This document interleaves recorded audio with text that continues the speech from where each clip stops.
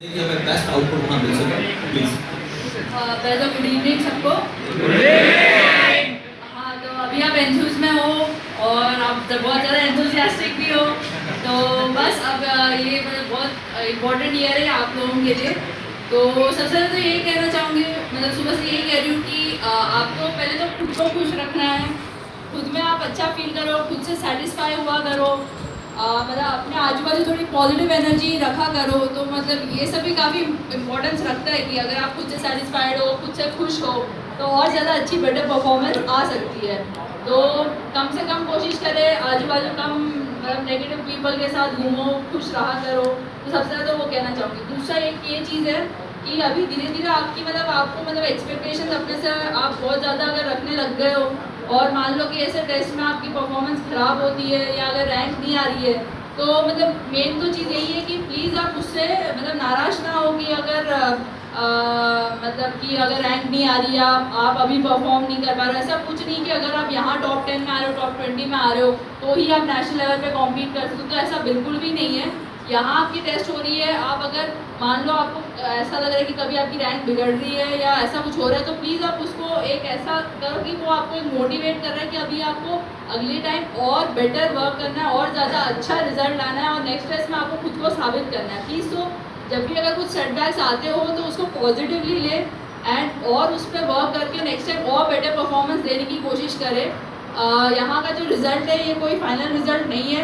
यहाँ ये बस सेल्फ इवैल्यूएशन के लिए पहले तो ये टेस्ट लेते हैं आपके, कि फिर आपको पता चले कि आप किन किन टॉपिक्स में लैग कर रहे हो या क्या प्रॉब्लम्स हैं।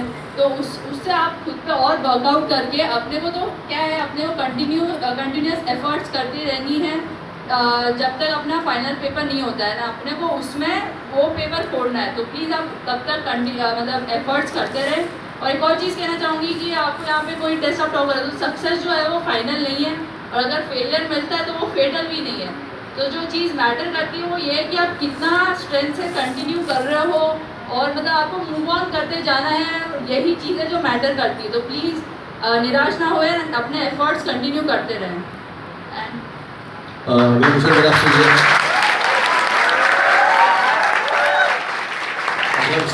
आपसे ये है कि टेस्ट देते वक्त हमें किस स्ट्रेटजी को फॉलो करना चाहिए। सबका अलग अलग हो सकता है, लेकिन आप किस स्ट्रेटजी को फॉलो किया करते हैं?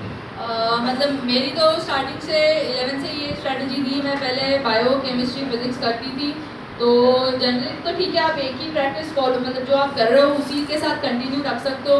पर ये आपके साथ एक और एक फ्लेक्सिबिलिटी भी रखनी है कि मान लो अगर आप कोई पेपर कर रहे हो और उसमें मान लो अगर आप पहले बायो अटेम्प्ट करते हो और बायो अगर टफ आ जाए, तो इतना प्रिपेयर्ड होने चाहिए और इतनी फ्लेक्सिबिलिटी होनी चाहिए कि अगर वो बहुत ज़्यादा टाइम ले रहा है, चैलेंजिंग क्वेश्चंस है, तो आप तुरंत उसको शिफ्ट करके आप फिजिक्स या केमिस्ट्री किसी एक को स्टार्ट करें। तो इतनी फ्लेक्सिबिलिटी होनी चाहिए कि आप क्विकली जो है वो सब्जेक्ट्स में आप स्विच कर पाओ। तो प्लीज़ उतनी भी फ्लेक्सिबिलिटी रखनी है।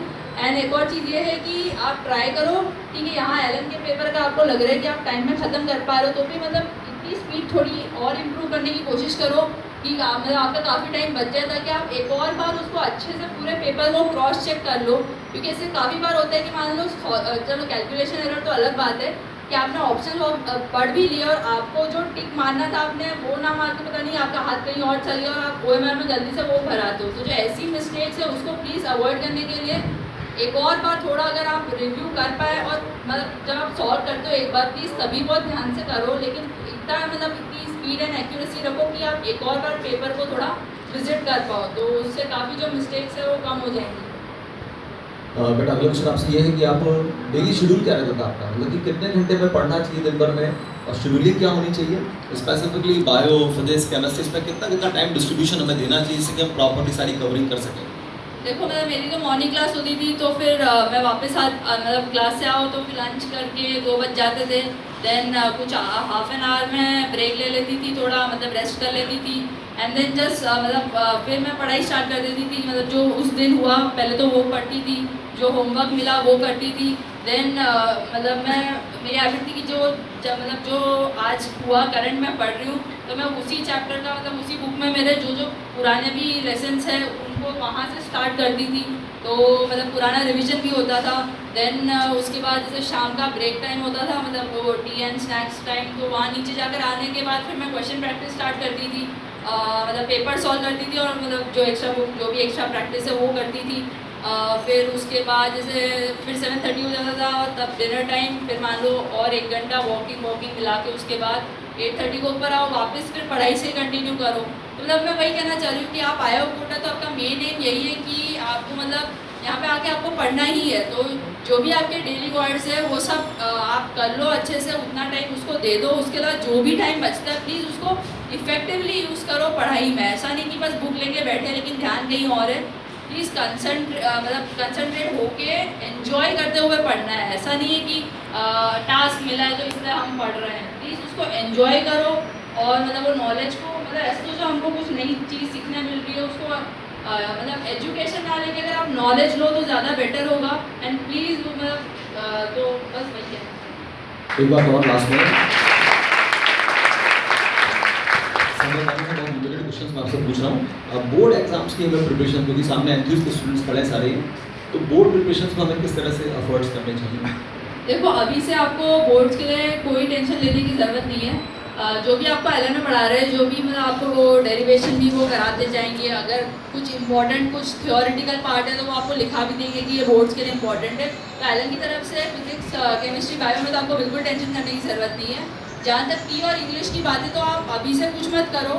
मतलब मैंने जो भी स्टार्ट किया था इंग्लिश तो मैंने 1 वीक पहले एग्ज़ाम किया तभी स्टार्ट किया था। पर अगर आपको लगता है कि इतने कंफर्टेबल नहीं हो तो you can start reading chapters and novels around मतलब 1 महीने पहले आप पढ़ना स्टार्ट कर लो। पर अभी कुछ करने की ज़रूरत नहीं है। एंड जहाँ तक पी की बात है तो पी जैसे थोड़ा याद करने वाला सब्जेक्ट है तो उसमें अभी से पढ़ के भी कुछ नहीं होगा। और पी में भी अच्छी खासी छुट्टी मिल जाती है, अराउंड 1 वीक से ज़्यादा ही मिलती है।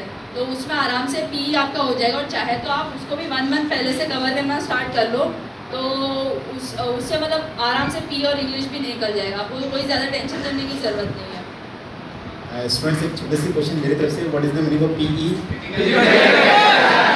समझदार बच्चे तो पढ़ेंगे। और एक नीट और एम्स के एग्जाम में एक सब्जेक्ट का डिफरेंस है, जीके। लेकिन जीके के अकॉर्डिंग एम्स का जो लेटेस्ट पैटर्न चल रहा है उसके लिए कितना क्या करना चाहिए, निश्चित इस बारे में बताइए कि जीके के लिए आपने स्पेशल या जो 20 क्वेश्चन एक्स्ट्रा आते हैं इनक्लूड्स 2 टाइप ऑफ पार्ट्स, उनके बारे में बताइए। तो जैसे जो 20 क्वेश्चन है उसमें जीके आता है, मतलब जनरल साइंस आता है एंड एप्टीट्यूड, ये तीनों मिला के आते हैं 20 क्वेश्चन में। और अभी तो इजी और होते जा रहा है क्योंकि वो करंट वाला जो पार्ट है करंट अफेयर्स उसको बढ़ा रहे हैं, क्वेश्चन पूछ रहे हैं जब तो करंट का पार्ट ज़्यादा है। तो बस यही कहना चाहूँगी कि ऐसे तो जो एंड में क्लास लगी थी हमारी, मैं कुछ ज़्यादा कभी जीके के लिए यही नहीं, मतलब 11th में मैं न्यूज़पेपर भी नहीं पढ़ती, 12th में भी बहुत एंड में जाके स्टार्ट किया था। एलन एंड में क्लास लगाएगी आपकी जीके की, तो उससे मैं सच बोलूँ तो जैसे एलन में मैं तुक्के मार के मैक्सिमम 12 या 14 अटैम्प्ट करती थी। पर एग्ज़ाम में बिना एक भी तुक्का मारे मैंने सारे 20 के 20 अटैम्प्ट किए, वो भी बस क्योंकि एलन की जीके की क्लास से पूरा कवर कर दिया।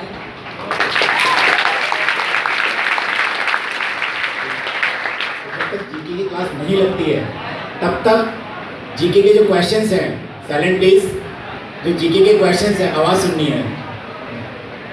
तो जीके के क्वेश्चंस आप पेपर्स के थ्रू कलेक्ट कर लो, बस कलेक्शन का काम कीजिए, संचार की हेल्प लीजिए, उसके क्वेश्चंस मार्क कर लीजिए। और बाकी वास्तव में मैक्सिमम क्वेश्चन करंट अफेयर्स के आएंगे। आपके एग्जाम के ठीक 2 दिन पहले क्या हुआ ये भी एग्जाम में आ सकता है, क्योंकि आपका एग्जाम पैटर्न कैसा होगा, ऑनलाइन के अंदर पेपर एडिशन लास्ट मोमेंट तक भी होता है। आप थोड़ा सा अगर शांत रहेंगे तो 2 मिनट और लेंगे, बाकी 90 मिनट्स की ऑफिशियल क्लास ये सारे टॉपर्स सब कोटा में आएंगे, बिल्कुल आराम से बिठा के अच्छी जगह पे आपकी क्लास ली जाएगी। अभी थोड़ा सा गर्मी भी लग रही होगी आपको,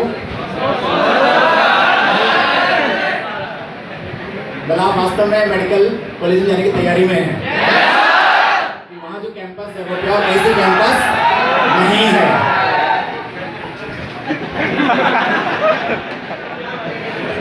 पीछे जो स्टूडेंट्स हैं कैसे बच गए? अच्छा चलो ठीक है, उन बच्चों के लिए भी अलग से मिलेंगे, ऐसा नहीं है। तो अभी आज के लिए इतना ही। 90 मिनट्स की ऑफिशियल क्लास सारे बच्चों के लिए लगेगी। अभी आप वेट फॉर दिस क्लास। दोबारा से और wish you all the best.